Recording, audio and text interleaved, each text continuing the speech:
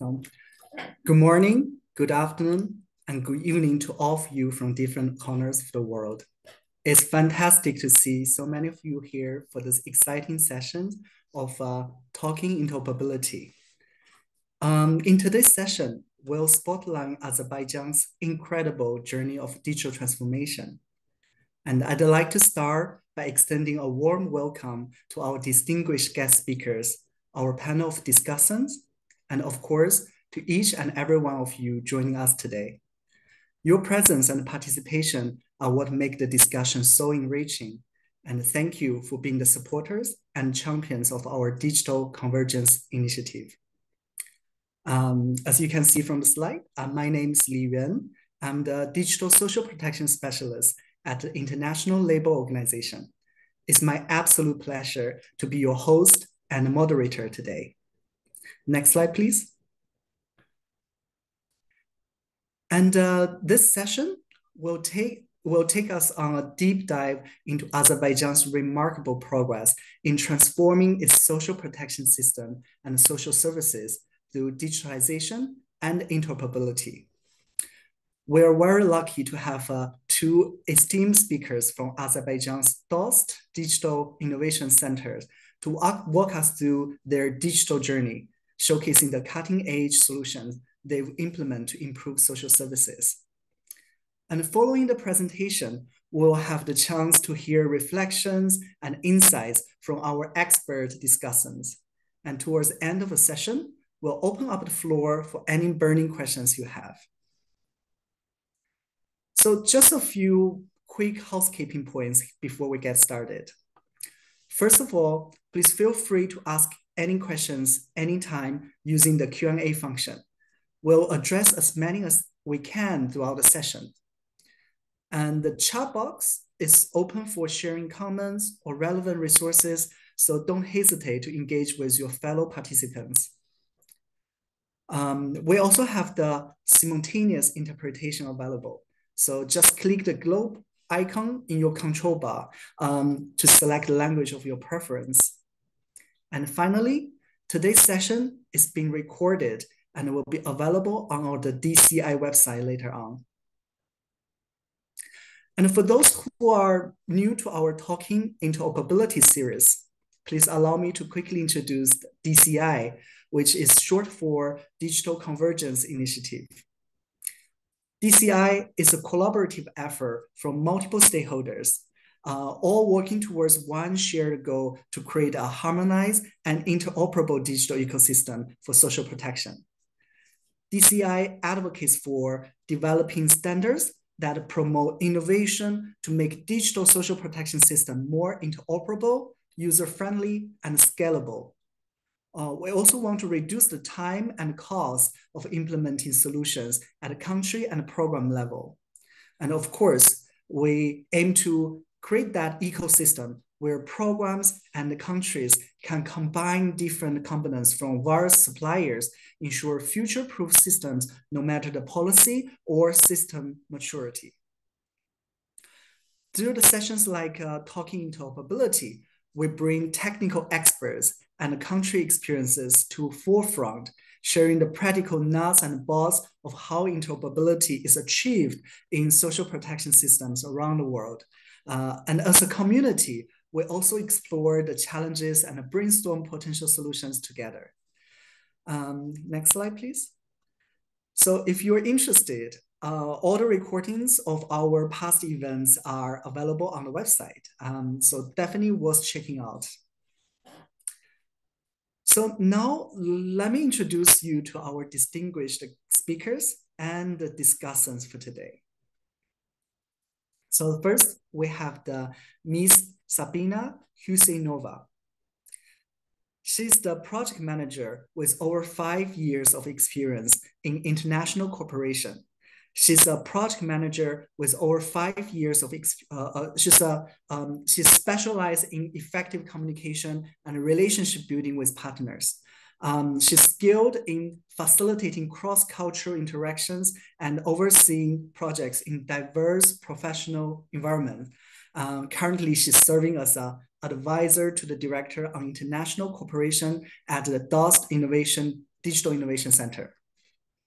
Next is Mr. Orkan Salahov, who has over 10 years of experience in leading the development and implementation of e-services and innovation projects for the Ministry of Labor and Social Protection of a Population in Azerbaijan. His work focuses on enhancing the efficiency and quality of public services and social protection programs through digital transformation and user-centric design. He's currently serving as a Deputy Director of the DOST Digital Innovation Center. We are also joined by Mr. Andrea Martin, a social protection and digital expert at the World Bank, with expertise in management information systems, social registries, and payment delivery. Over the past decade, he has advised governments and international organizations helping implement digital solutions for social protection programs in over 15 countries. And lastly, Mr. Jeremy Jocelyn is the Executive Director of OpenSPP. It's an open source social protection platform. And he's also the co-founder and the CTO of New Logic, an impact-driven digital consultancy. With over 20 years of experience in tech, he now focuses on digital public goods and social protection solutions.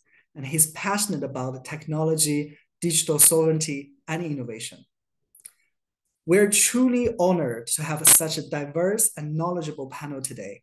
And without further ado, Sabina and Orkan, the floor is yours.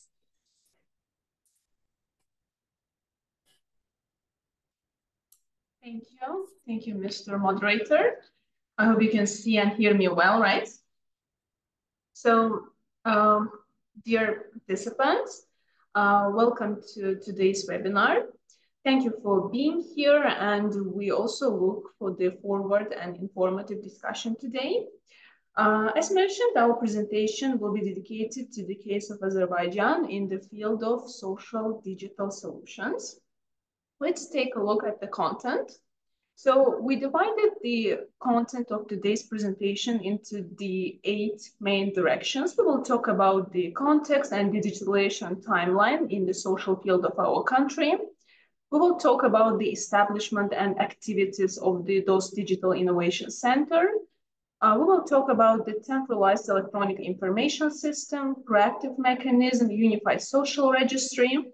We will delve into the technical architecture in this field, as well as discuss our future plans. So starting with the context, currently the population of Azerbaijan is a little bit more than 10 million. And with the social services, the Ministry of Labor covers over 9 million of the population. The gender ratio in this number is quite equal for females and males. On the right-hand side of the slide, you can see some statistics related to the number of the social payments recipients. We have over 1 million of citizens who receive pension. We have approximately 2 million of people who have official labor contracts. The number of those who receive allowances, targeted state social assistance by the number of the family members, and the number of the issued persons was over 5 million. The most noticeable fact is that the eldest person recorded in our social system is the lady who is currently 134 years old, and she receives pension for age. The Ministry of Labor and Social Protection of Population of the Republic of Azerbaijan covers the whole life cycle of the citizens, starting from newborns and till the death of the person. For this person, we have several institutions that are included in the structure of the ministry, or those which function under the ministry. For example, there is State Employment Agency under the Ministry of Labor who works with unemployed and employed people. We have the State Medical Social Expertise and Rehabilitation Agency responsible for monitoring the activities in the field of disability as well as rehabilitation. We have State Social Protection Fund responsible for monitoring of the social payments and pensions. So there are several institutions that cover the activities which are under the Ministry of Labor. Social system digitalization timeline. Conditionally, we divide this timeline into the 4 main periods. We have the initial digitalization that took about 10 years and was the fundament for further processes. The second stage, which we call expansion and integration, that took like 3 years. The advanced digital transformation. During this period, we introduced more advanced digital projects, as well as since 2024, we has already another strategy, other purposes that stand in front of us, and we call this period data-driven proactive approach. Now, let's take a look a little bit deeper into these periods. So, like one by one, starting from initial digitalization, the computerization was initiated within the structure of the Ministry of Labor in 2003. This is the beginning of all the processes. At that time, all the records were collected autonomously in each region of our country. Also, at that time, the information about the pensions was gathered in the simplest program, which was called FoxPro. Starting from 2006, we created the personal accounting system, as well as established the local networks in our regions. In 2008, there was the setup of targeted assistance and pension systems as accounting systems. I want to mention the 2011 specifically because at that time, we already started the data pinning. So we started to link the data of citizens with their personal identification number on the ID. Also, in this year, the infrastructure was established, the corporate networking was initiated, as well as the first web portal was launched. In 2013, we introduced our first digital project, which was aimed at the appointment of pensions through the centralized call center. I also need to mention that this first digital project received this certificate at the International Social Security Association Good Practice Awards. So this was our first digital project, and it gathered its own popularity in the international area. The second stage, expansion and integration, why it is called so. In 2014, we introduced our first system. We started the initial integration with multiple state institutions. So integration with the databases of other institutions started in 2014 in our country. We launched our first e-service on the sample of the billing tables. We introduced our first e-cabinet for citizens also in this year, as well as the establishment of the CIS happened at that period. Advanced digital transformation that started in 2018. So it started with the decree of the president aimed at the expansion of the usage of e-services in the fields of labor, employment, social protection, and social security. In that year, the ministry also introduced the e-social internet portal, which is called the Unified Social Register of our country. I will talk a little bit more later during this webinar. In 2019, we introduced our first proactive services as well as launched the e-references module. In 2021, which is also a notable year for us, we started the integration with the nationwide information exchange tool of our country called Digital Bridge and Digital Finance. In 2022, we moved forward to bigger and more advanced projects with the application of big data, introduction of the smart DOS self-service desks, as well as chatbot function. In here, you can see some statistics. So as the result of all these processes, we were able to cover the population of over 87%. We were able to digitalize the state social services with over 90%, which is equal to 159 services. We were able to integrate with the systems and platforms of over 80 state and non-state entities. If we talk a little bit more about the situation in our country in terms of ID. Till 2019, in our country, we had old generation IT cards. From 2019, new generation ID cards with chip on them and all the data inside it. And according to the recent decree, starting from 2024, we have the digital ID. So it was announced that identity information provided through the refreshed MyGov application is considered every bit as legal as physical ID card in our country. Now let's talk about the DOS Digital Innovation Center. So as I mentioned earlier, in 2018, there was a decree of the president on the expansion of the usage of e-services in the fields of ministry's activities. And as a result, or let's say as one of the steps in this direction, in 2021, under the Ministry of Labor and the DOS agency, the DOS Digital Innovation Center was established. The center was established with the aim of accelerating the digitalization of state social services provided to citizens by the ministry, improving already existing electronic services, as well as managing all the IT services in social field from the single center. If we summarize what had happened. So prior to the establishment of the Innovation Center, the ministry, as well as its subordinate institutions, such as state employment agencies, state social protection fund, and others, they had separate IT departments. The activities of those IT departments, they were mainly focused on help desk. They did have several digital projects, but they were managed by those institutions, not in a centralized way. And in 2021, after the establishment of the Innovation Center, all these IT departments, they were consolidated in one institution. And in here, you can see some group directions in which the DOS Digital Innovation Center provides its services.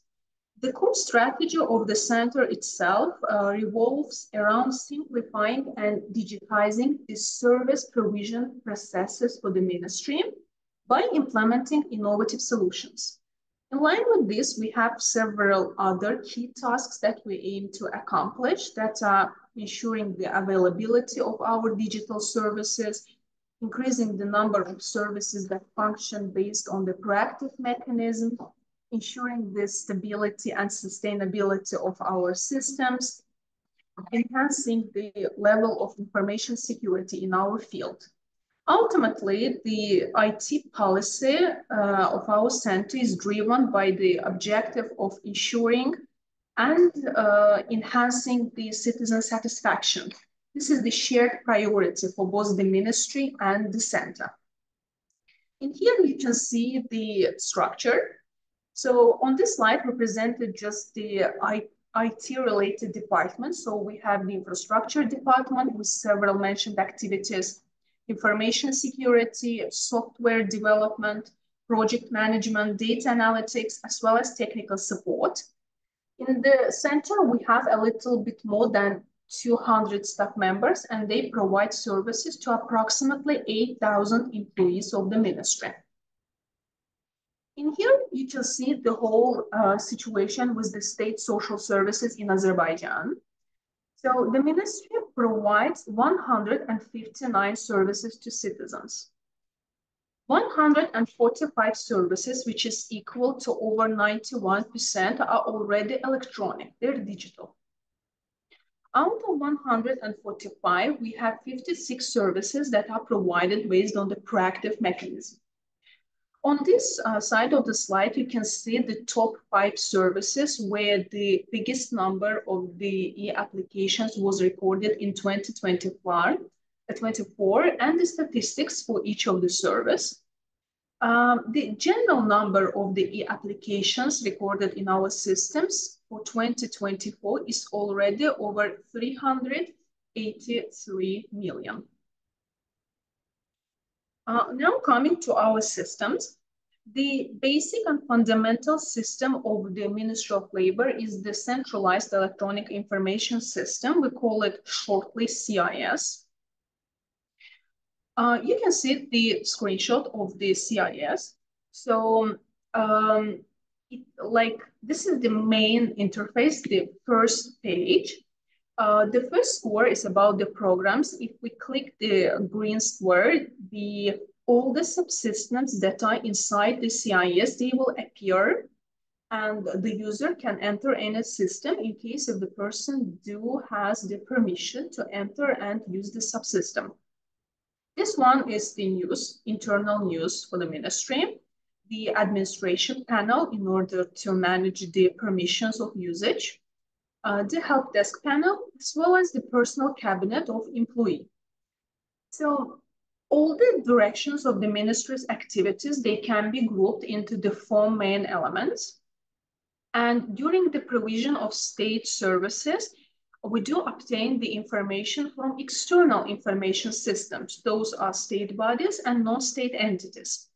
In order to arrange this smooth information exchange, the smooth, let's say, data exchange, there was the CIS, which is the bridge for the integrated operations and integrated functions. So it links both the internal subsystems as well as external information systems of other entities. So it can be presented this way. If we summarize, CIS is the centralized repository for electronic information related to social services. These are labor, employment, social protection, and social security. It was established in 2014. It functions based on the single window approach.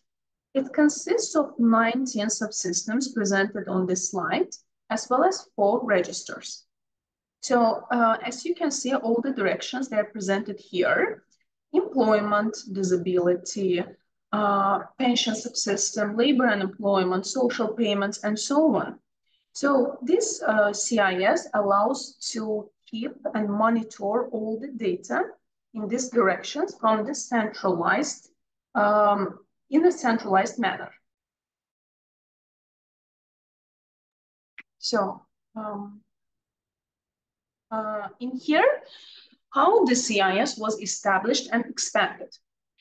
In 2014, the ministry introduced the first subsystems. It was the disability insurance, the subsystem for the centralized call center and other subsystem. And we understood that when we increase the number of the subsystems, there should be one, the main one, which will function as an umbrella for all other subsystems.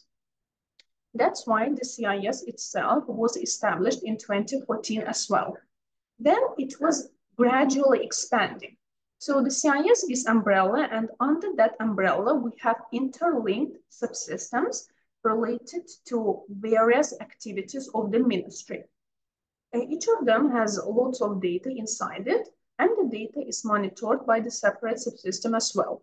In here, you can see in blue squares information about the 4 main registers, but I need to mention that in here we presented only subsystems and registers that are reflected in the legislation. The ministry itself has quite many other databases, registries, and subsystems not presented on this slide. This is just what's inside the CIS. Proactive social payments mechanism. This is one of the innovative solutions implemented in our country by the Ministry of Labor. So why we decided to introduce the new mechanism in the field of social payments? There were several factors. First of all, the lack of awareness of social rights by citizens. Some citizens who live far from the capital, they were not or are not aware about the social rights. They may have them, but as they're not aware about those social rights, they do not apply to any institution. There were some delays in addressing citizen appeals, especially those related to social payments. the excessive documentation requirements. So prior to 2019, there were some documentations requirements in order, for example, to provide the pension appointment service or some other services. And of course, the time and cost burden. In order to eliminate these negative factors, the ministry decided that it would be good to introduce the new mechanism of the social payments appointment. So it wasn't implemented, the mechanism wasn't implemented right away. There were some steps prior to the introduction of this mechanism. First of all, the establishment of the CIS, which is the centralized system in the middle of all others. Integration of data, both with internal subsystems as well as with the external ones. Electronization or digitalization of social services, making them electronic ones without the need for manual processing of data or manual applications. Data cleaning, so after the integration and with the data coming from other subsystems, the process of review and verification of the collected information about citizens. Only after these steps, we were able to introduce the new mechanism. So what's the proactive mechanism itself? Proactive mechanism is the function which allows to identify, acknowledge, and fulfill the social rights of our citizens without their formal written request. So the function identifies the information or social right about the citizen. It's the first step, gathering data. Processing, so the process of verification of the data comes to the stage when the data about the citizen is checked based on the internal information coming from subsystems as well as with the external data. The decision-making process when the mechanism without human intervention decides, for example, whether the social right of the person should be realized, whether, for example, the person should be appointed the pension or payment and some other details based on the service provided. And the last two channels, they are about they are informative channels. So information about the realized social right sent to the bank for order the plastic card or for opening the account, as well as the information about the process done sent to the citizen to its personal number. So this is just the informative message that the person receives. For example, in the case of the retirement pension appointment, the person receives SMS where it's written that we congratulate you on reaching the retirement age. Your pension has been calculated and appointed. This will be the amount of that pension, and you can receive your pension or retirement card within the particular number of days, a specific branch of the bank. So this is the informative message that is sent to the citizen. In this presentation, we provided two samples. We have 56 proactive services, but we decided to share the sample of two ones. So the first one is the retirement age pension appointment. This is how it's done, the scheme itself. First, on the birthday day of the person, the mechanism identifies that the person reached the retirement age. This information comes with the integration with the Ministry of Internal Affairs based on the personal identification number details of the person. Then the two stages, they are about the verification process.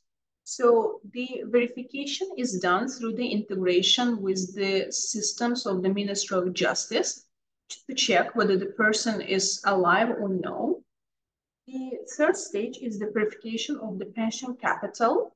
So this is done with our internal subsystems. The mechanism checks whether the person has sufficient pension capital. In case if the person does have the pension capital, then the decision-making process. the pension is appointed to that person. In case if the person doesn't have, then the social payment is appointed to that person. So the decision-making process is done by the mechanism itself, again, without human intervention. The last two channels, again, informative ones, order of a plastic card, information sent to the bank institution, as well as information about the appointment of the pension is sent as an SMS notification to the citizen. This is the sample of the service of lump sum childbirth allowance. So actually the scheme itself is the same. There is initial data that comes either from the Ministry of Internal Affairs based on the personal identification number of the person, or for example, initial registration data that comes from the Ministry of Justice regarding the newborns. Verification whether the parents of the child, they are alive or no, whether they are taxpayers, employed or no. And then again, the decision-making process, the system, the mechanism makes the decision on what should be appointed and what should be the amount of the appointed payment. In here, we can see some numbers. So for the first time, this proactive mechanism was introduced in January 2019 on the service of the retirement age pension appointment. The average daily number of the proactive assignments is 889, and the maximum recorded number is over 25,000 for one day. In here, you can see some statistics related for the full year cycle from 2019 to the end of the 2023. And on the right side of the slide, there are statistics. There are statistics related to the 2024. So the total number of the proactive assignments in 2024 with the distribution of the particular service types, it's over 170,000. Advantages, why this mechanism works and why there are several advantages of this mechanism. So first of all, as I mentioned, that's the automated identification, acknowledgement, and fulfillment of social rights of citizens. This is interlinked with some other advantages, such as elimination of the requirement for paper document collection. For example, prior to this mechanism, when the person reached the retirement age, he has to navigate through several governmental authorities to collect like 6-7 documents and then present them to the state social protection fund under the ministry. Now there is no need for that, because all the information which before was on paper now can be obtained through the integration with other institutions. There is no need to bring it. So this is the minimization of time and cost expenditures for our citizens. Also, this is the elimination of the need for direct contact with government agencies.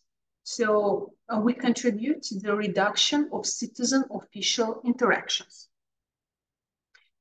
Now let's move forward to the functional architecture. We took a look at the innovative mechanism that we implemented, as well as the system, which is in the core of all the processes, and how it looks like the structure and architecture itself. First, I will start one by one and then present the whole picture. The citizens can apply to the ministry and to its subordinate institutions through several service delivery channels. Those are traditional ones, such as, let's say, call center. This is the centralized call center of our institution, 142, that are on site through the DOS service centers or self-service desks in our DOS centers, as well as there are some digital options, such as e-social platform, e-gov platform, as well as MyGov. So we have traditional methods of application for the services, as well as digital options. In here, in terms of the access to the digital applications in our country, we have the single nationwide sign-on mechanism. So this is the unified entry point for all the platforms, call it digital login. Inside the digital login, we have several methods of authentication in signatures. First of all, that's the face recognition biometrics, SIMA signature. It's presented in here. That's the application which can be downloaded. There is face recognition process, and then the check with the personal identification number details. The mobile signature called Asan İmzam. We have SIMA USB token, which is mainly used in the institutions. We have access based on the credentials of the personal identification number, as well as the e-signature for the employees of the bank. So the single sign-on system in our country is also common for all the institutions, and it's called digital login.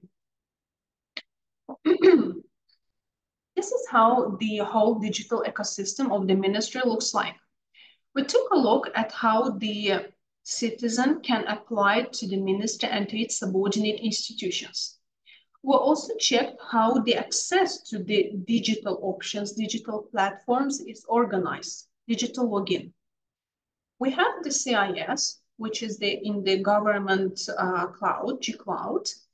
And in order to, during the service provision, obtain the information about the citizens from the initial source and organize this smooth integration, there is the Digital Bridge project in our country, which was initiated in 2021. Through the Digital Bridge, the ministry was able to organize the integration with the systems and platforms of over 80 state and non-state entities. So the Digital Bridge is the unified information exchange tool in our country. If we talk a little bit, if I will give a little bit more information about this project. So prior to the development of the bridge system, each government agency managed its own data and individually responded to citizen public service inquiries. However, in order to ensure a competent non-stop shop model of digital government services, which are fully digitized and proactive, and to provide better services to citizens, various agencies, they had the obligation to transfer the crucial information in a safe and quick manner. So taking into account that there was an emerged need for such an information exchange tool, the bridge system was created to deliver the required interoperability between government structures. Before building the bridge system, we applied the leading example of the X-Road system.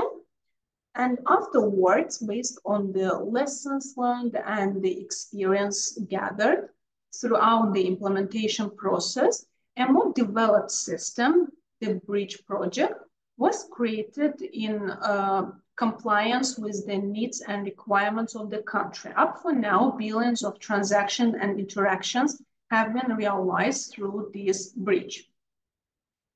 In here, we also have the data centers. So we have both physical and virtual infrastructure. And in our case, the network and server infrastructure currently operate in a clustered configuration. We have the CIS, access to which is also possible through the e-signature mentioned. We have subsystems that are presented as a listing here. And we have subordinate institutions that can access the CIS and, let's say, use the subsystems inside it based on their, let's say, workloads and the activities that are performed by them.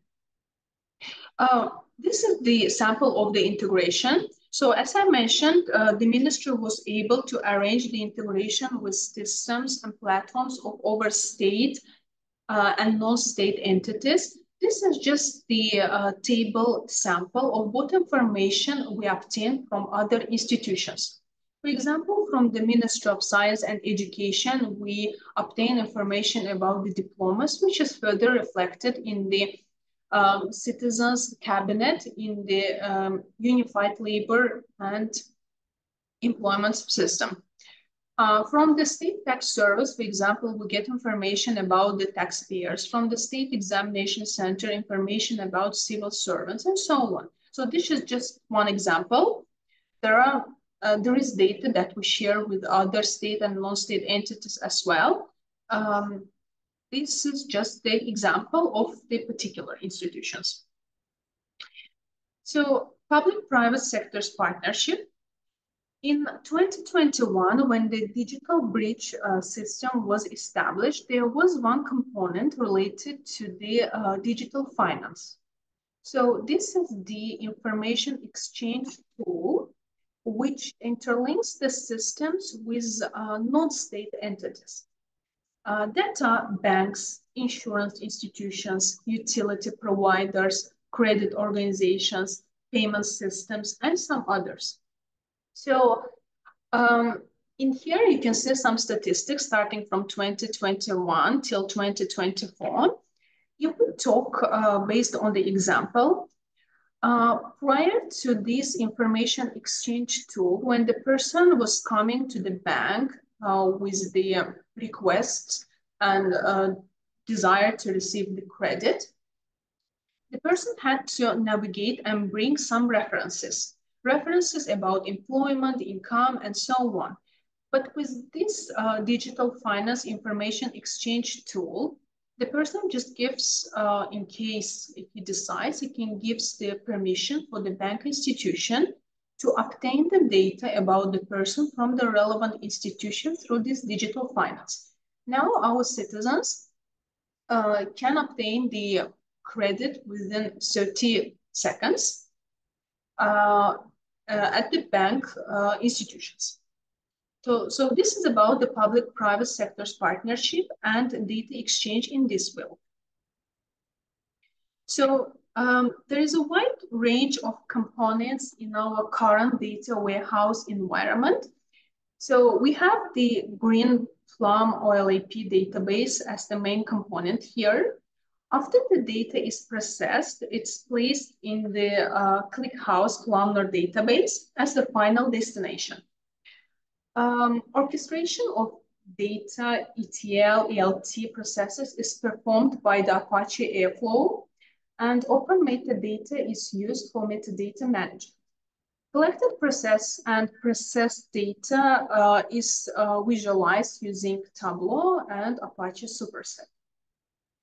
As I mentioned earlier, integrations with our agencies, with other agencies, are conducted through the Digital Bridge platform. And the Digital Bridge platform utilizes the predefined data formats and standards to ensure interoperability for data exchange. APIs and their specifications are defined for each integration party and are cataloged in a centralized repository. This catalog includes both user interface documentation as well as technical specifications for API usage. However, these documents are generally intended for internal use and are not published on a publicly accessible website. Parties involved in the data exchange have access to these resources, and the data integration is implemented using various methods, including web services, APIs, point-to-point integration, and enterprise service bus technologies. Also, there are several methods that are employed to ensure compliance with standards. These are technical audits. So for each data exchange process, they're the subject to technical audits by the technical teams to ensure the APIs complied with the established standards. There is testing environment as well as the regular monitoring to ensure compliance with the standards. Also, the database infrastructure in our institution is currently set up in a clustered configuration to support load balancing. The following slide illustrates the cluster architecture for various databases within the current environment. I'm not gonna go into the details. There are just 3 main samples. As I mentioned earlier, we have quite many subsystems for the particular direction of the ministry's activities. And there is lots of data in each of them. In order to be able to keep the data, monitor the data, there is one subsystem, which is called analytical subsystem. And for work with this analytic subsystem, we have this separate department, data management department. So in here, in 6 main directions, we just presented information of what work is done in this direction. So the improvement of updating of 733 dashboards in this subsystem, the keeping reports and projects up to date, the automation of the reports through this subsystem, and the simplification of the reporting process. New reports can be generated based on the incoming requests. Also, we do organize the integrity of the database through the risky data detection. So we may have some technical risks, we may have the risk related to data, but both of these types of risks, they are monitored and the relevant actions and measures are taken to address them. And the data is inventoried, and any information that does not conform to the structure or is incorrect is corrected. Along with this, we do apply some security measures and privacy questions. All these directions can be grouped into 4 main elements. So this is the access control and controls and authentication. So there is role-based access controls when the permissions are granted to our employees based on the user roles, which ensures that only authorized users can access our specific subsystems and platforms. We utilize e-signatures. We use the privileged access management as well as access logs. So the database activity monitoring tracks all the user activity, providing insights into the potential threats, as well as we apply the web application firewall. In terms of the second direction, we regularly create the copies of our data to ensure the availability in case of system failures or data loss. We develop strategies to restore critical systems and data in the event of the disasters.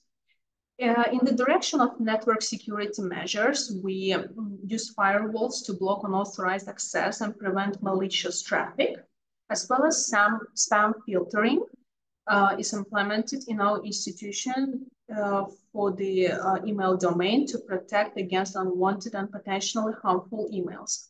Of course, the monitoring is done in this direction too, 24/7 monitoring, the vulnerability scanning, as well as employee training.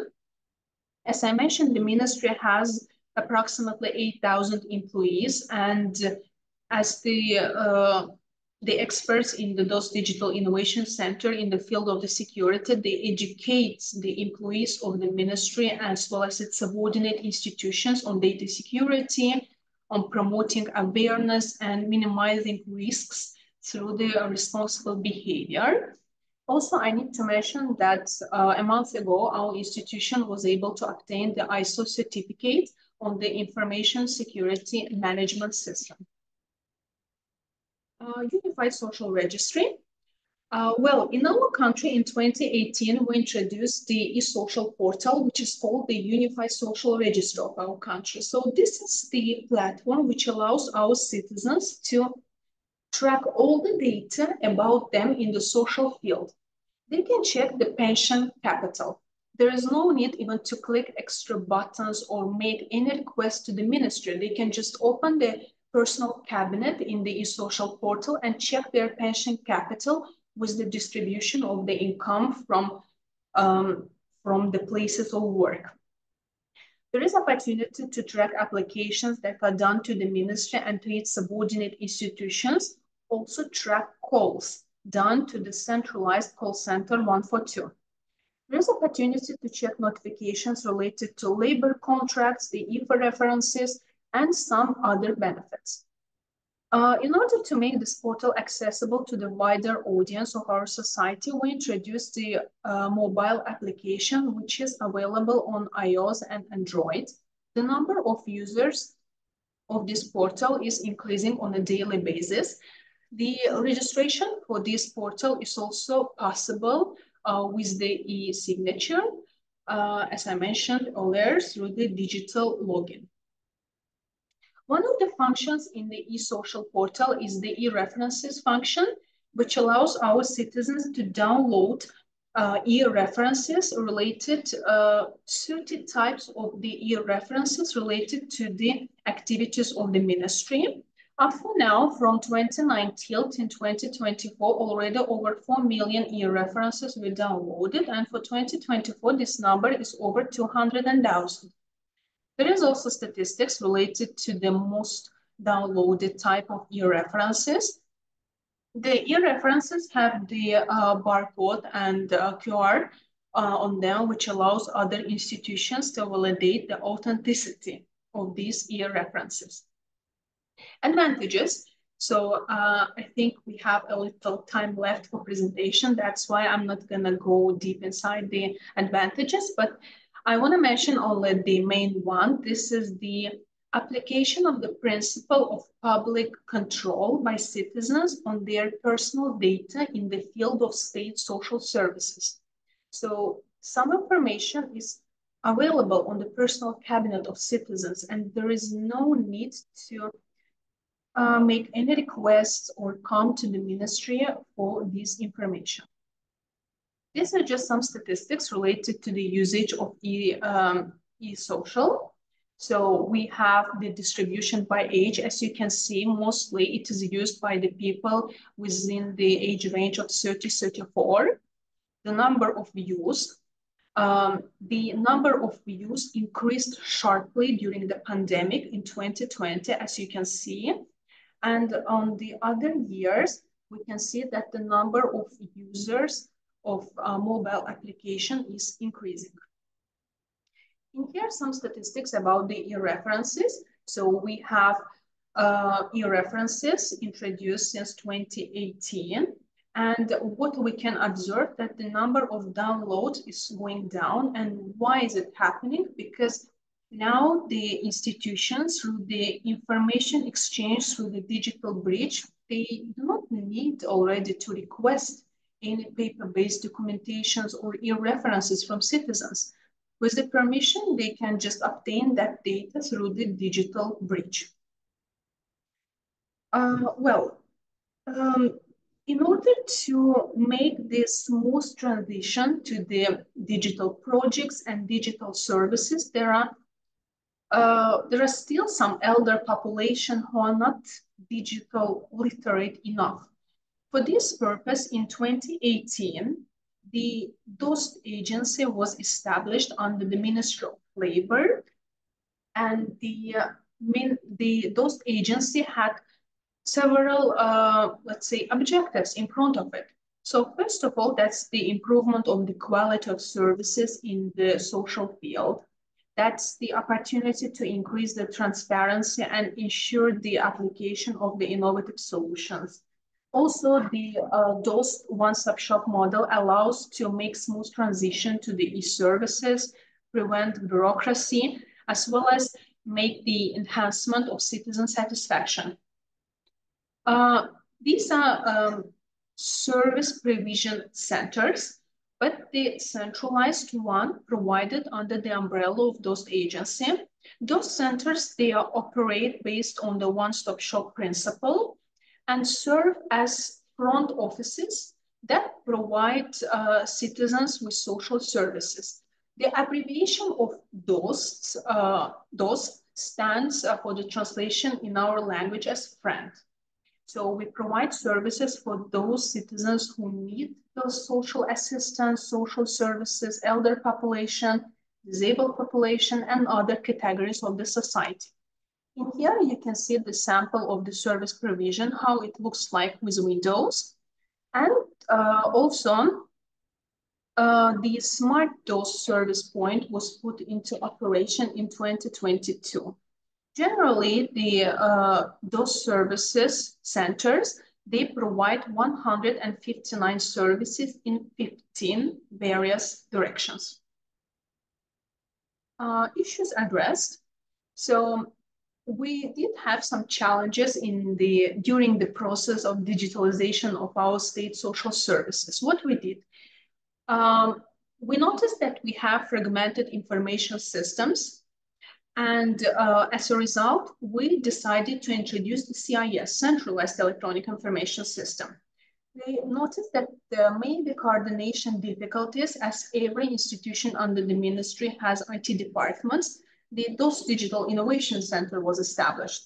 In order to apply the principle of the control by citizens over their public personal data, we introduced the e-social portal, and to increase the quality of state social services, the one-stop shop DOS model was introduced. Must have what is important in this process of integration and digitalization. So that's the robust and effective digital infrastructure, collaboration between different government bodies, compatible and up-to-date technological infrastructure is also important. Impact. So there are several elements where we can categorize notice that there was an impact. I will mention, for example, the first one. I said that we introduced the e-references function, but according to the recent decree in our country, all labor contracts, they are already signed digitally with the e-signature. So labor contracts in our country, they are already digital, which allows us to minimize the usage of paper in this field. Therefore, we indirectly contribute to the conservation of the nature. The opportunity to save time, the quickly obtain the information in terms of state queries if before, without the digital bridge and integration, 15, sometimes even 30 days were needed to exchange the information. Now with data integration, it's 2 to 5 minutes. And some other impact results that we may notice. Future roadmap. So on the left slide, there are just some steps. So we plan to continue our digitalization efforts as well as expand the integration with state and non-state entities. We will work and continue the evaluation of our subsystems. We work on upgrading their functionality. We work on increasing the digital literacy among the elder population, among those who live quite far from the capital and center. We work on the provision of the data accuracy. We monitor the data, we check the data, and other activities in that direction, as well as the transition to the AI, which is also in our plans to apply some elements of the AI in the state social services provision field. Also, we are planning and working on developing a data lakehouse architecture to optimize our internal resources and data operations. For this purpose, the planned environment will incorporate some Minio for S3 compatible storage, Apache Iceberg for table format management, and the analytical database to query processing. I will just, with my last slide, sum up. So what we did 20 years from 2003 till 2024, it was digitalization. So it was optimizing IT resources, making our technical support service quite flexible, implementing measures in terms of ensuring the security and reliability of our information systems and databases operation, ensuring the integrity of our databases, as well as improving the digital projects, making them more advanced and upgrading them. Starting from 2025, we will implement the data-driven proactive approach when we plan to move forward with the proactive social services. we will work on the digital literacy and provide our staff with the training on how to work with the data in order to further enable informed and data-driven decision-making, as well as I mentioned, integration of the AI technologies elements in our social field. That's it from my side. So I will stop presentation. No, thank you so much, Sabina, for this fantastic and very comprehensive presentation. I think participants are really probably agree with me. It's truly impressive to see how Azerbaijan is leveraging the digital innovation to revolutionize social services. I think the work done by the DOST Digital Innovation Center is completely a game changer, especially the way it centralized the IT management and accelerates the digital transformation of the public services in your country.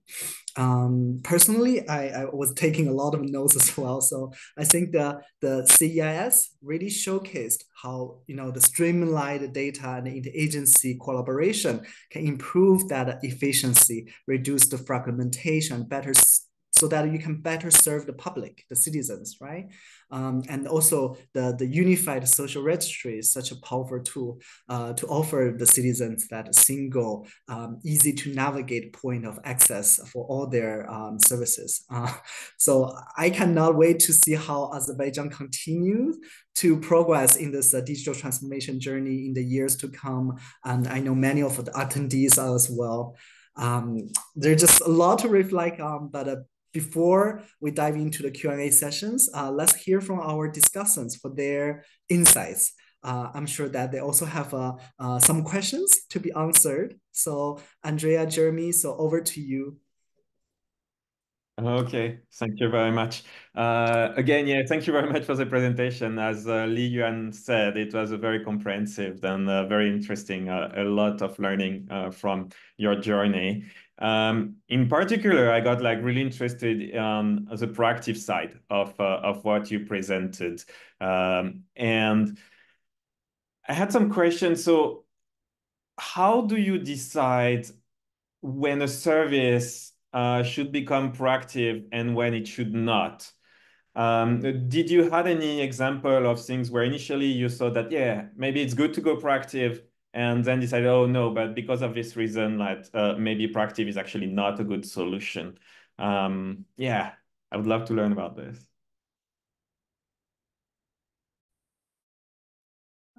Thank you very much for your question, Jeremy, and thank you for your points, Leon. Mr. Salaha, would you like to address this question, or I will respond? Yes, I can answer this question. Generally, you see in our presentation, we try to electronize the services which we provide to the citizens.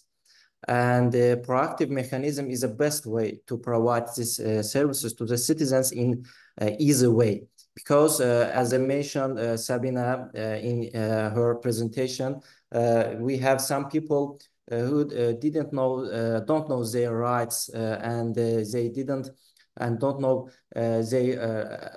how to say correct way. Their rights didn't know. That's why we try to electronize and digitalize our services, and after that to establish a proactive mechanism. Proactive mechanism, this is the way we don't need to the citizen to apply in our establishment system.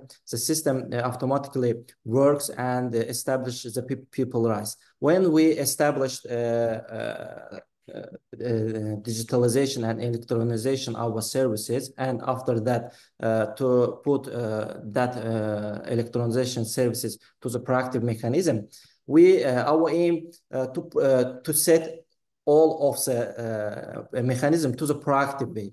Our challenges in this way, we have not enough information, maybe some institution not enough information for about the citizens. It's our how to say big challenge in the proactive way. That's why we look if all information we can get as an institution or through the services, we try to proactive to serve the services through proactive mechanism. If I can answer. Yes, I can just make one addition if that's possible. Yes, so just to sum up, so it's all about the data journey, as you mentioned. If we do have the sufficient data that can be used for the verification processes and the data that comes with the integrations from other authorities, then yes, then we can decide that yes, this service can be a transition from the digital one to the proactive one. If no, the data is insufficient, then we keep the service electronic. If that's not possible as well, we may maintain some services manual. In this case, we will keep them in our DOS centers. For example, there may be some challenges with the data related of the, for example, death benefits, the data about the death of the person. Then yes, due to the insufficient data that comes from other relevant authorities, we are unable to process the one-time payment for the funeral or death benefit. So it's all about the sufficiency of data. If we see it's enough, then we can make a decision to make the smooth transition to the proactive mechanism. If no, then let's say we'll keep some time at electronic one or manual one, and then when the data is fully and it's clean, then we will be able to make the service proactive too. Okay, and just a quick small question to follow up. Can proactive be nudging the person to tell this person that, hey, you have access to this because you did this, please fill this form to get it, or it's like really fully automated? Well, in our case, we automated it fully. We try our citizens, we try to minimize all the efforts in this field for our citizens. Efforts, time, and costs that may arise. So what we do, we have some challenges coming as a result of this process. So what's that? That's about the digital literacy. So sometimes, even with all the process done automatically, some people may not know how to, let's say, use some portals or what to do, with whom to clarify about the payment or any proactive, let's say, details. That's why, as I mentioned in my presentation, we kept traditional methods. We kept call center, the centralized one. We kept the DOS centers. So on one side of our work, we try to make everything proactive. We try to minimize the efforts of our citizens. On the other side, we try to contribute to the increase of digital literacy. For example, our own staff members, especially like those who work with the specific projects aimed at our citizens, they go to the far regions of our country. They show how to work with the e-social portal. What are the main functions, the main features? Because you need to show to the person, if that's the person, even the elder one, we don't know what elder people they need. Maybe they want to need information about their pension, where they can find it. So we just show them on spot. With the younger generation, it's much easier. We can just organize the webinar, the informative session like this, and they will understand. We organized quite many awareness-raising events, press releases, like posts, all our subordinate institutions. But with elder population, with the disabled population, we try still target them on spot. Even, for example, in case if they're not able to access the e-social portal, the basic one, the most needed one. So what they can do, they can go to the DOS centers. We keep the physical center services. They can go to that centers and employees, they will explain, they will show.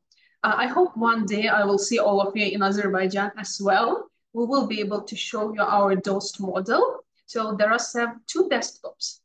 The desktop, which is seen by the employee who is explaining, and the desktop, which is seen to the citizen. So at the same time, the employee is explaining how to navigate with the signature, which window, and so on. And the citizen itself is learning. It takes time, we understand it. The digitalization process doesn't come by the way. It takes time to increase the literacy and so on, but we do work on that direction as well.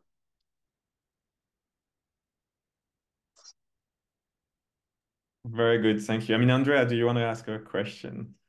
Absolutely. First of all, it's a pleasure to be here, and I want to thank the presenter for the excellent presentation. I think we're all amazed by the quality of work that you've been able to do, and I think also having a timeline is extremely interesting because it helps put in perspective the work that different workers and organizations have been doing a long time, right?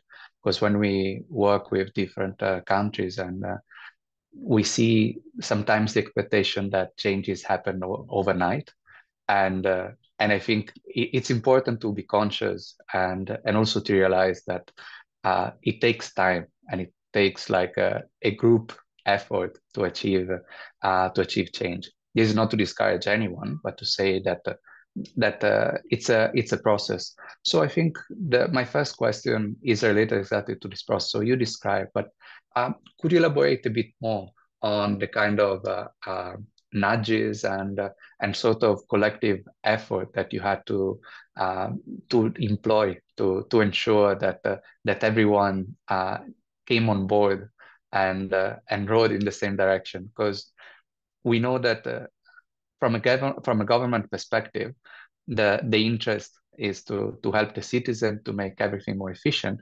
But then at individual level and certain times also the department might have some resistances. So if you could elaborate a bit on that, I think it would be useful. Thank you.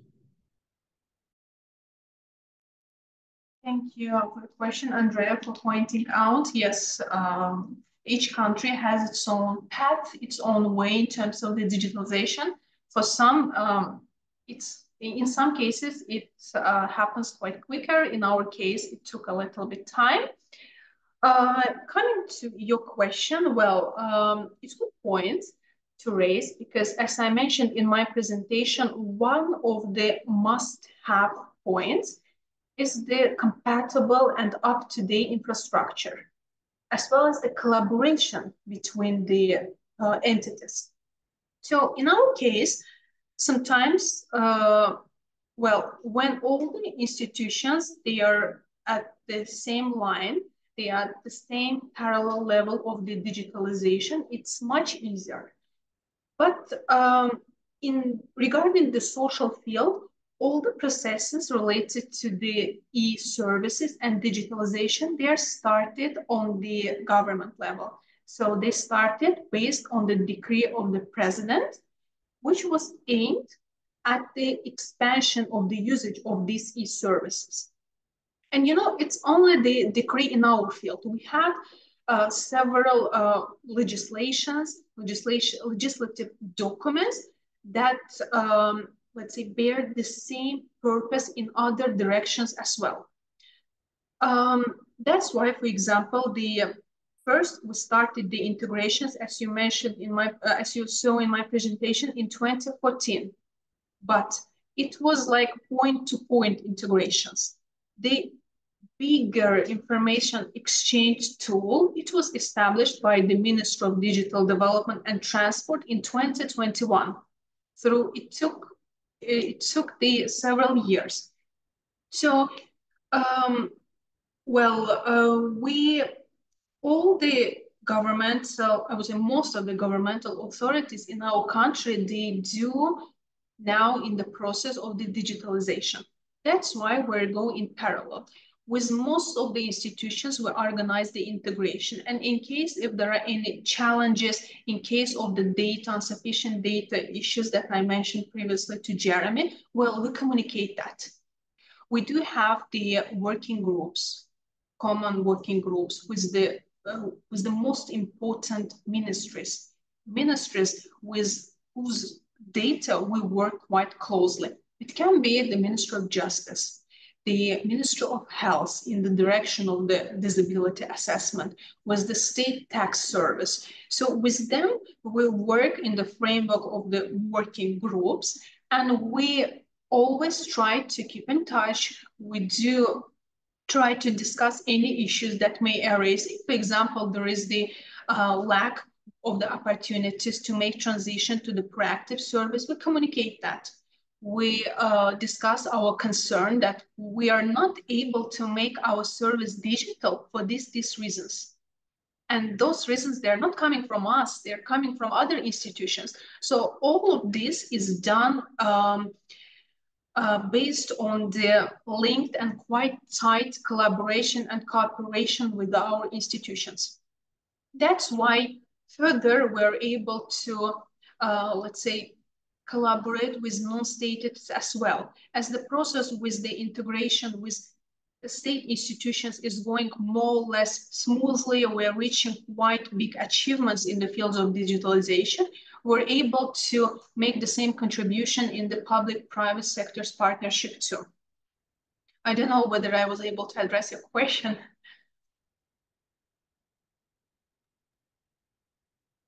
Yes, thank you. Yes, thank you. And actually, that leads me to another question related to this.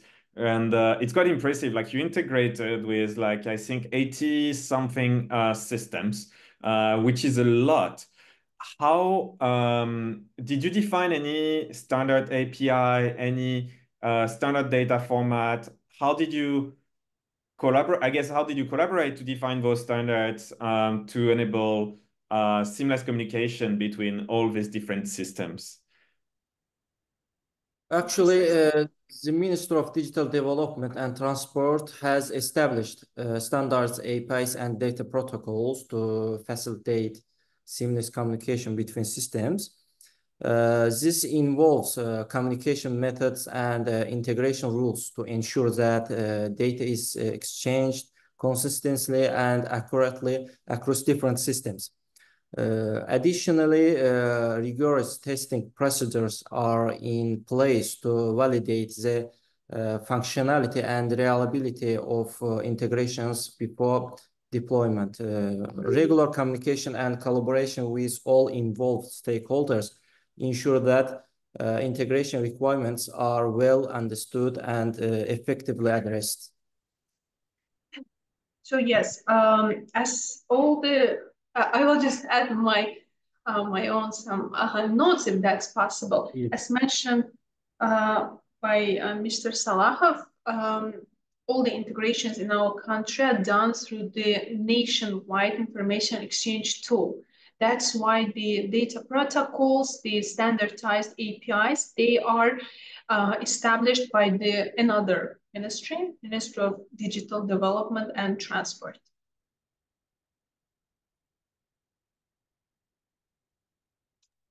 Okay, thank you so much. Maybe something that got our attention and I think is very modern. Let's say, I see that you plan to transition to AI, right? So in this transition, how do you expect and what measures are you putting in place to ensure that that the systems and the processes are kept transparent, fair, and to avoid like possible risks related to the use of AI technology?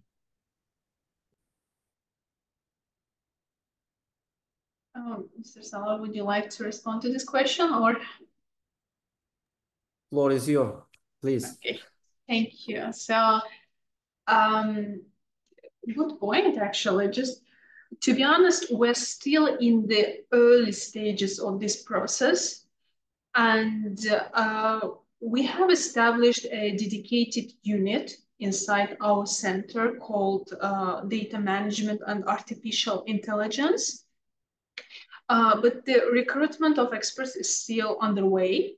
So while we do have the data that could potentially be used for AI applications in the social field, We haven't yet advanced to the point where, let's say, in a bias, concerns, or in other issues that may arise are relevant for us.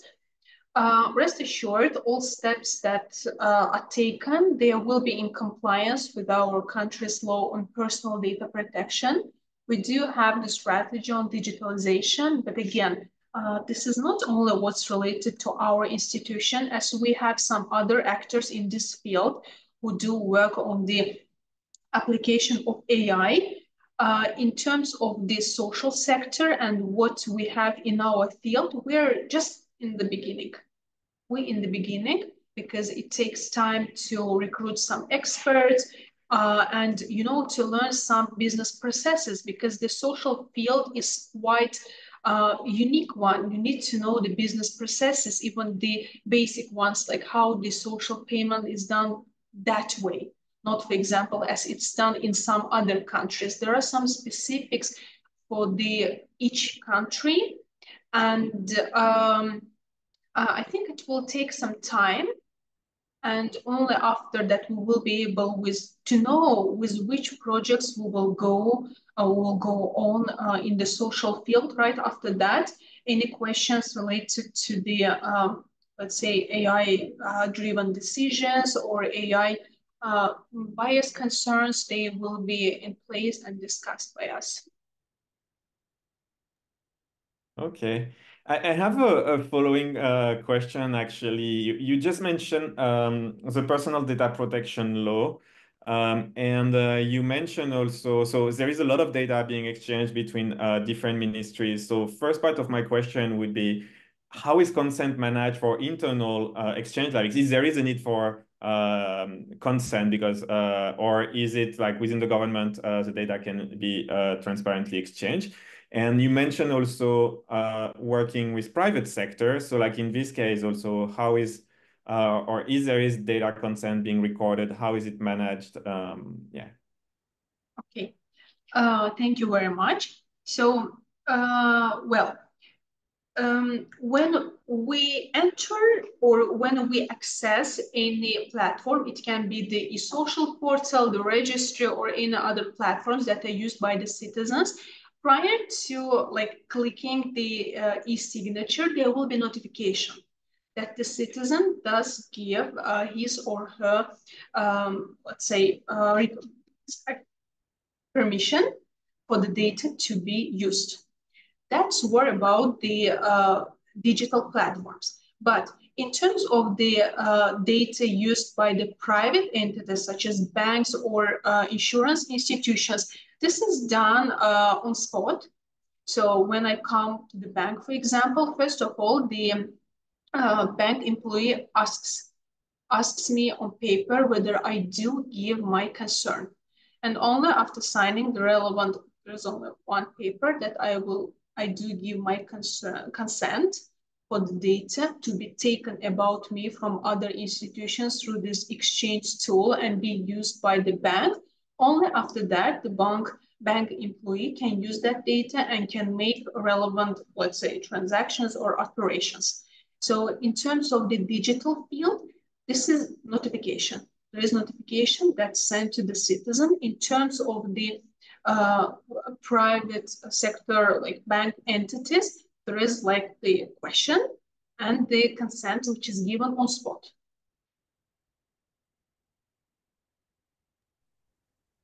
Thank you. Maybe I have a question related to the benefits and how this link, let's say, at family level.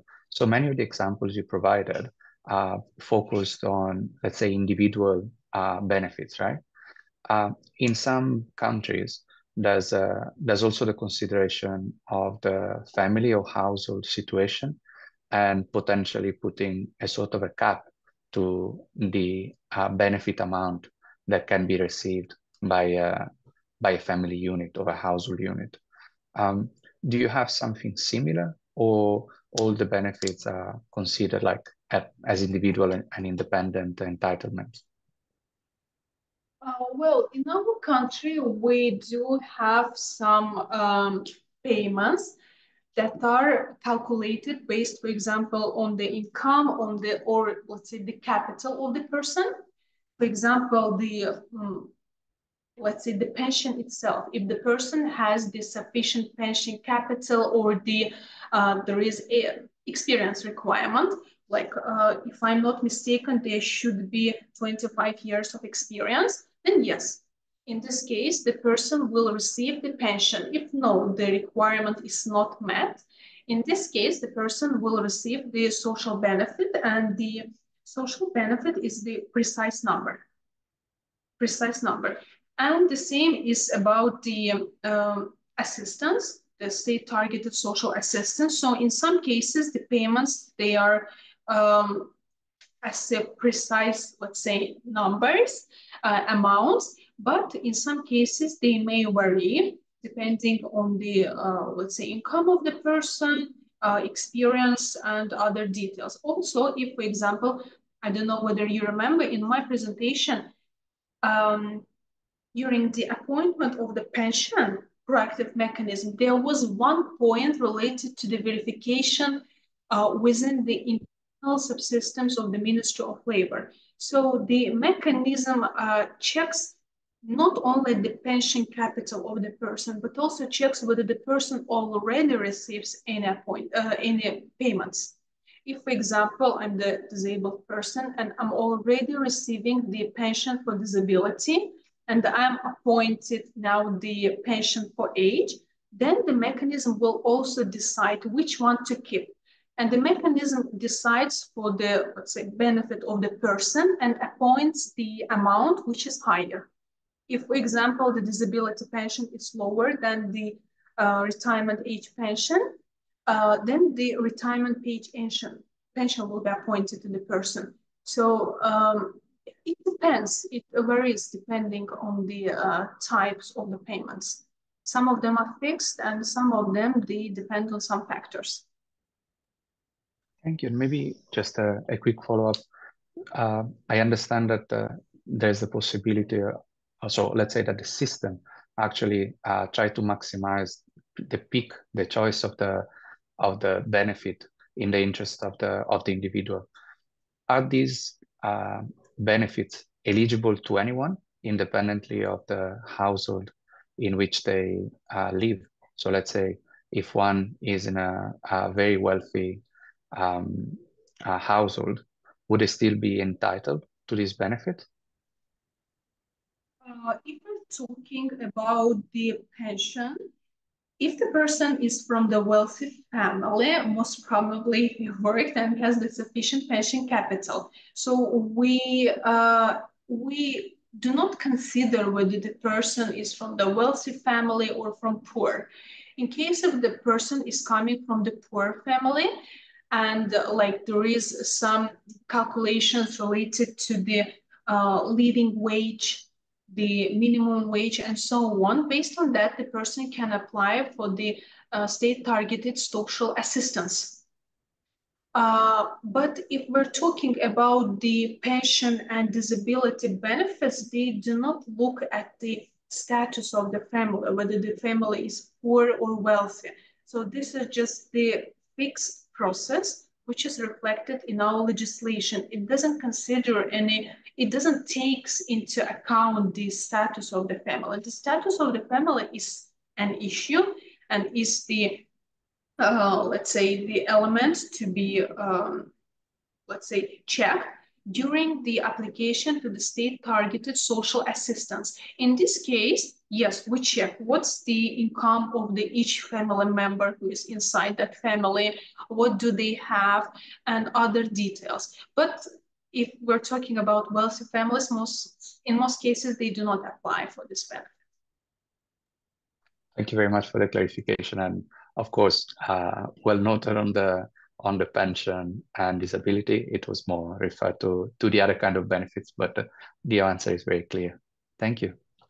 I don't know, Jeremy, if you have further question, or if we pass it back to the organizer.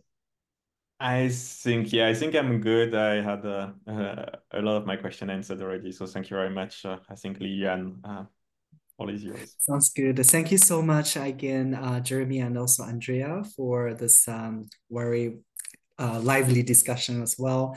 And I think some of the questions you raised were also asked by our participants in the Q&A session.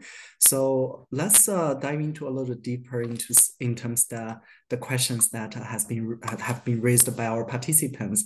And I just want to mention again, so for any participant, if you have any questions related to the presentation, any thoughts you want to share, definitely take the opportunity while we have the panel of experts and here to help you to address some of them.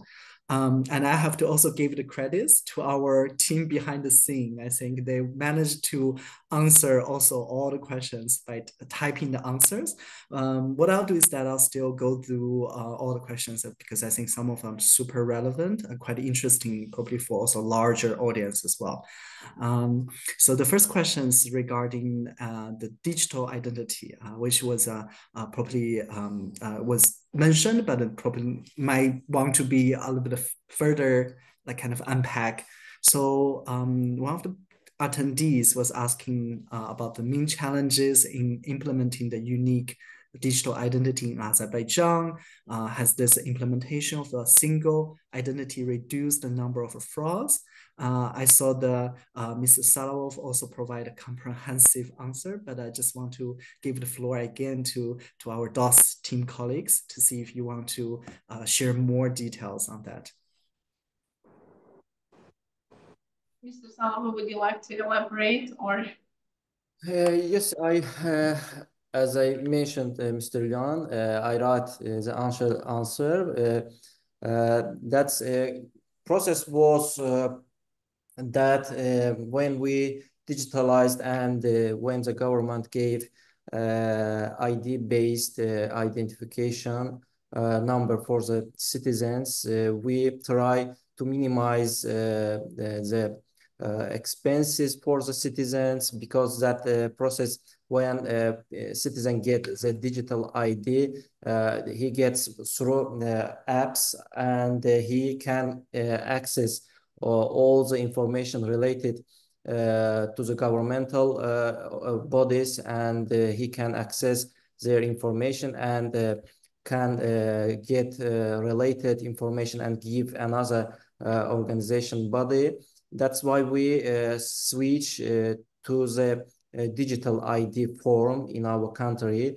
It works. It's still earlier, and it works very quickly, and every person and our citizens try to learn how to go inside of social field and other fields, how to go digitalization processes, and they try to catch up them, and we try to help them to support them in this situation. That's the point. Also, just one addition. So the e-signatures and their integration is mainly like the field of activities of the Ministry of Digital Development and Transport. In our case, what also I can add, well, e-signatures, for example, before a couple of years ago, we had only mobile ID. Like you had to go to the particular institution, you had to order the mobile ID. It was taking some time, but now we moved smoothly to the face recognition, the biometrics one, which can be done within a couple of minutes. You just download the application. You will add just some initial but crucial data related to the personal identification number, ID details, and you scan like the face details. After that, on the process behind that application, there will be the checking of the data. On the one side, the biometrics, because in our country, in the ID, probably you notice on the picture, there was the photo as well. So there is opportunity to check the photo provided with the photo which is already in the database, in that ID, in that linked to that personal identification number. So in our country, the biometrics signature is getting popular as well, because it takes a couple of minutes and it's affordable for most, or for the wider, let's say, community and our society. Okay, thank you so much for providing further details on this. Sometimes I feel like we can even have a more dedicated sessions, particularly I think the ID system is one of the kind of hot topic among many of our supporters of the DCI. So Karima raised a question regarding what was the impact of this advanced digitalization on social work interventions or jobs in the social protection deliveries. I know that in the presentation, we covered the advantages on specific initiative, but I think from Karima's point is that they want to know, or particularly on the employee side, on the government side, like what are some of the benefits or kind of a tangible outcomes that you think would be considered as major achievements of this digitalization journey? Okay, thank you very much for this question. In addition to the information provided by our expert, Mr. Karimov, I will add some other details. So, well, we move forward with the digitalization process, and we reduce all the manual work, all the paperwork. That's why, as a logical step of this, the number of the administrative staff is going down as well, it's reducing. I will not be able to provide precise detail numbers, but yes, the number of the administrative staff, it was reduced. But more than that, it was like, there was the redirection. Like those who don't know the business processes, they were able to move forward to the data analytics. They were able to move forward to the, let's say, strategic directions. So it was like the trigger that allowed to increase some skills, some capacities. But I also need to mention that we didn't make the transition to all the digital right away. We still keep some traditional methods. We do have the DOS centers. And in our DOS centers, like on the picture, you probably thought there were employees that were sitting on separate windows and were providing services. So they're still like employees who work with citizens. Yes, there was a reduction in staff, but most of them, they are involved in the activities of the DOS centers. Also, considering the scope and the audience of the DOS centers, in the DOS center, there is the volunteering program as well with the younger population. And in order to let them somehow contribute to this field, to the assistance to the elder and sensitive, let's say, direction of the population, we involve them as volunteers as well. And the volunteers of those centers, they cover different ages. They're young ones, the recent graduates of the universities, as well as we involve the elder population as well, because they want to be in the society, they want to do some work and contribute to these processes as well. So I would say like this, as the digitalization wasn't that sharp, it was smooth. That's why we didn't feel and the changes in terms of the administrative situations, they weren't that dramatic. We're still going that process, and more or less it's also clear for our employees, for those involved in the social provision, that which fields are important, in which field we need to go further and we need to improve ourselves.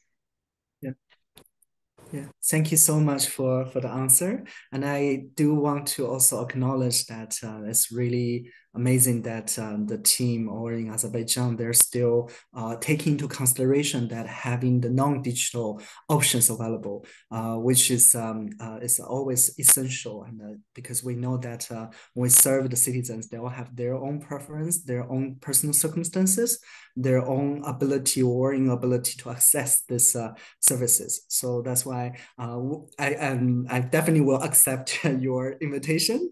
If I ever have a chance to visit Azerbaijan, I would love to see how those smart DOS stands are operating from just a picture. It looks really modern.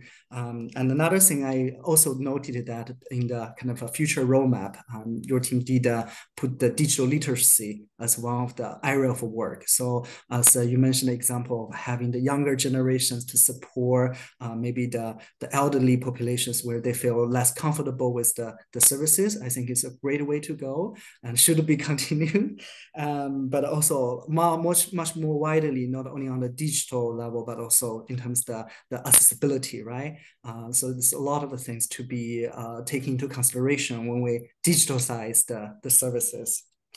So next questions regarding the okay, so I think it was also brought up by Andrea during the discussion, because I think it was really amazing that how the Azerbaijan was managed to centralize a lot of the IT services, which and with also the support across the board.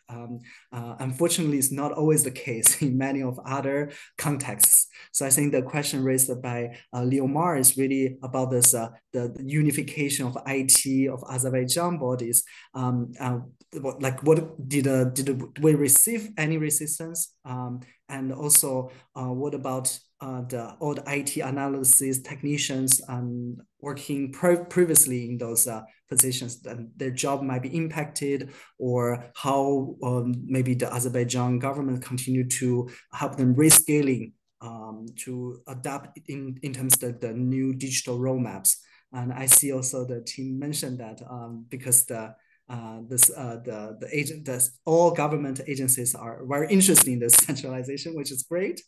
I think the political will also played a very important part. I think there was a kind of a top-down kind of a push or drive, right? But anything else you want to share maybe on this point? At this point, I want to thank my team members as well, because they responded to all the questions in the chat. Yes. In our case, the decision to centralize all the IT processes and the management in one institution, well, I wouldn't say that we observed the same situation in other institutions, especially the governmental ones. No. This is, as I mentioned, was one of the steps coming based on the decree in this field.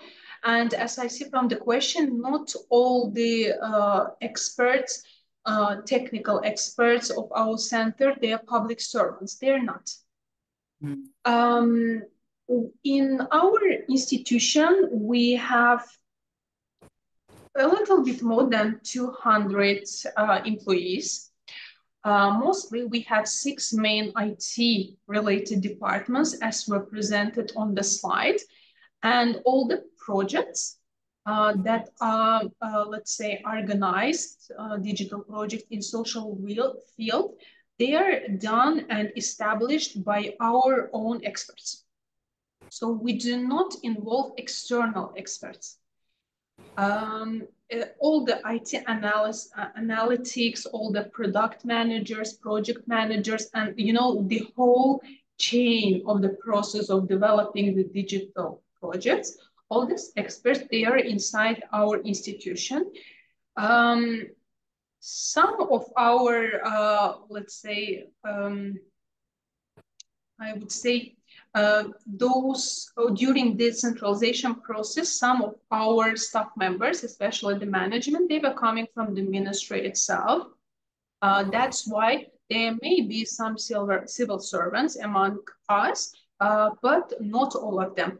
And as was mentioned in the chat by Mr. Karimov as well, actually the government agencies, they are interested in centralization.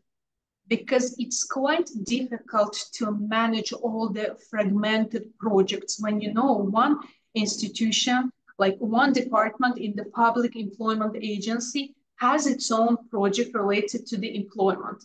But they do need to be somehow interlinked with other institutions related, for example, to the state social services or other directions. So centralization allows for the smooth operation when we're able to collaborate in one institution, all the technical experts.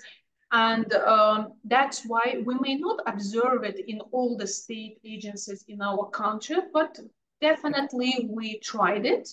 We tried it, as you can see, quite recently. The center was established at the end of 2021. Like we're 2-3 years of our functioning, but we see the results. We see that centralized management of IT projects, especially if we have diverse institutions under the ministry, is quite difficult. And the centralization makes it easier. Makes it easier to monitor, to prevent any issues or miscommunication that may happen. That's why this is a good example, seeing all the management from the single center. And that's the opportunity for the integrated process. So yes, this is good as the answer for the question. And no, not all of the members of the Innovation Center are public servants. Yeah. Thank you so much. And I just want to add, based on what you present as well, it's quite important to have the right stakeholders that engage and sit together and discuss. As mentioned, the communication is so important. It's oftentimes we think about a lot of challenges, or not only purely focusing on the technical, but actually behind the scene are those key stakeholders, decision makers who needs to be consulted, be also reach the consensus, and so to agree in terms of the right way and this unified approach to go ahead, and then the work would be much easier and smoother as well, right? So, and again, to your points, that depends on also the needs from the citizen, the party might change as well. It's never happening just one day in terms to fully digitize all the services and take a kind of a staged approach is probably also the smartest way as well. So the next question is I think is well covered. This is regarding whether the single social registry can be done like via the remote apps or done in person. As we discussed that there are multiple like interface and kind of entry points for citizens to avail the services. I think the second part was not answered in Mr. Salamov's reply. Basically, they're asking if can anyone register or only those with a certain income profiles, but again, really depends on the service itself as well, right? All the citizens, they can register in the system, and they can see their details. So it doesn't depend on the income. For example, I am myself, I do have the personal cabinet on the unified registry, and I can see all the details. For example, regardless of the fact that I'm not the recipient on the pension, I'm not the somehow involved in the disability and rehabilitation processes. So everyone can register, because Unified Social Registry is mostly about being informed about the social information about oneself in this field. So, okay, I may not receive the pension, but maybe once I ever made an application to the ministry or called to the ministry, then, there is the dashboard with all the directions, like 15, 20 directions of the ministry's activities. Some of them, they will have the right color, which means that I use that service. I called to the ministry. So this registry is the opportunity to check the information. It doesn't depend on the income. Those who have low income, they can register and check information. For those who have higher income, it will be beneficial as well, because this is the informative. This is the opportunity for citizens to check their public data. Yes, we do have CIS, we do have subsystems, information about the pension of the person in our pension subsystem. Yes, but this is what we have, what the ministry says. But what is seen to the person? Why the person had to call to give the let's say, personal identification details, to clarify what's my pension capital. Why these extra steps, as was earlier mentioned by Andrea, extra steps? Why those extra steps are needed? If I can just with my e-signature, I can verify, I can open the cabinet and check all the data. Yeah. So all the information which can be shown, which is available, it's a seen in the cabinet of the person. I just want to add little information. A social register, it's not means everyone have to register and he or her appears cabinet, social cabinet. Everyone in Azerbaijan citizen have own social cabinet in our system. When he registers through the single social register, he can get access to your her or his information through this application. But in generally, he or she has own social cabinet in social sphere. Just I want to add this moment. Yeah, that makes sense. And I think ultimately it's really to give the data of the citizen back to the citizen. So they are in control of in terms of what access, when to access, how to access of the relevant social data. And I also loved in terms that I think during the presentation, this kind of user-centric kind of ideology was brought up so many times. It's kind of a guides all the policies design, the solution designs. So I know that I noted that so far we have 1.6 million users of the unified social registries, but the numbers still continue growing. And maybe in a year or two, when we ask the data, probably will be more citizens start to benefit from those digital services as well. So the next question. The awesome. Data on the slide that you're mentioning. So we have the a little bit more than 10 million of population in our country, but those who ever had any interactions with the ministry or our systems, we do count them as the population served. So with the services, we already covered over 87% of our population. Sorry, okay. I think you were continuing and I... No. Thank you so much for that point of clarification as well. I was laughing also. There was one comment from Leomard who said that, sorry for asking too many questions. I just want to say again, this is exactly the right place to ask questions. So definitely don't feel shy.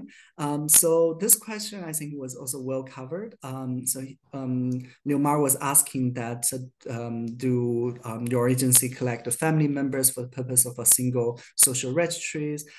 So your colleague answered that it's based on the personal identification number. So by having that ID, then a lot of information can be already retrieved using the digital bridge, like the platform, right?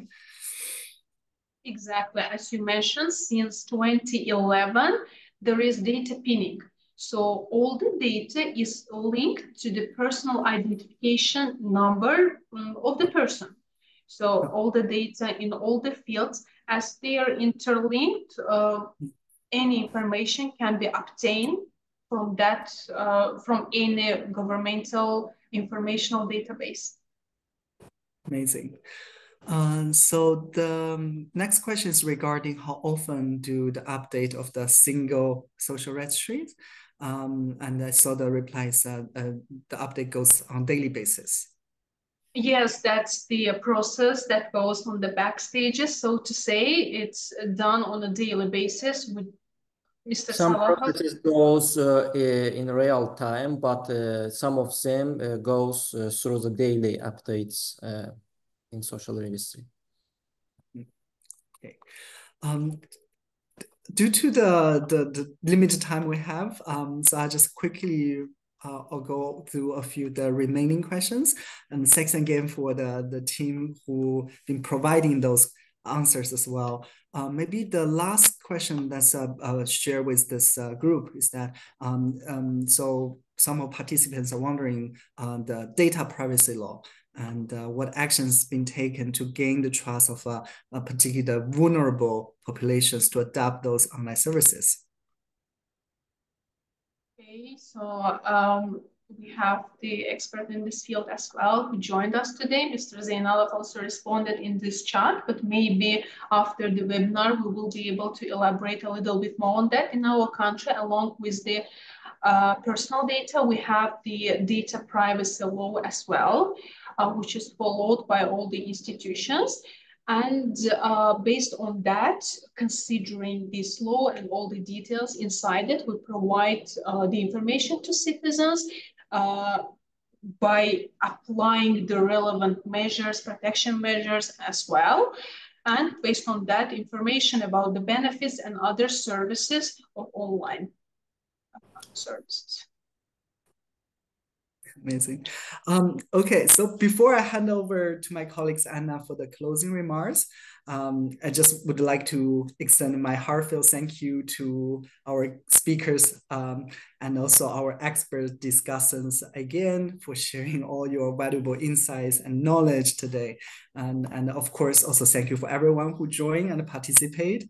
I think it's very clear that Azerbaijan's digital transformation journey in social protection is truly inspiring and also demonstrates how the interoperable and innovative technology can fundamentally change the way government serves the citizens, right? And by creating those systems that are more efficient, transparent, and user-friendly. This example really serves as a kind of a blueprint for what the future of a social service could look like. So just want to thank you again for the active participation in today's session, or Chok Salom, as we say in Azerbaijani. Now over to you, Anna, for the closing remarks. Thank you. Thank you, everyone, for being here today. We are getting to the close of this wonderful event. I would like to thank you again, the presenters from Azerbaijan, our discussant, as well as our wonderful moderator. I would also like to invite you all for our next session that is coming on December 10. Yeah, the case is still to be confirmed, but you can also register in the socialprotection.org, and we'll also share the details on our social media channels as soon as we have them. Apart from this webinar series, we also would like to invite you to participate into our standards for interoperability. So we currently are working on seven different packages of interoperability standards. We already have our civil registry and vital statistics standards launched. And we just launched the committee for the disability registry this month. So this is also an invitation for all of you to join this. On to the next slide. Yes, so yeah, on the standards, we work on process, data standards, and also API standards. And we welcome you to join our GitHub and also Gitbook, where you can review all the material that is already being shared, and you also are able to participate and contribute with the standards. Yeah, and we also invite you to support the DCI, sharing the existing materials, reviewing outputs, joining our discussions and workshops like this webinar series. You can also submit your draft standards for consensus in our standards meetings. And of course, you're also welcome to join the standard committees. Finally, I invite you to join our social media channels. You can also write us via our email. And yeah, thank you. It was a pleasure to listen to this event today. And yeah, I'm sure you all had a wonderful time and very informative time with our speakers. So thank you, everyone. Thank you. Thank you for everyone. Thank you to everyone. Thank you. Thank Thank you.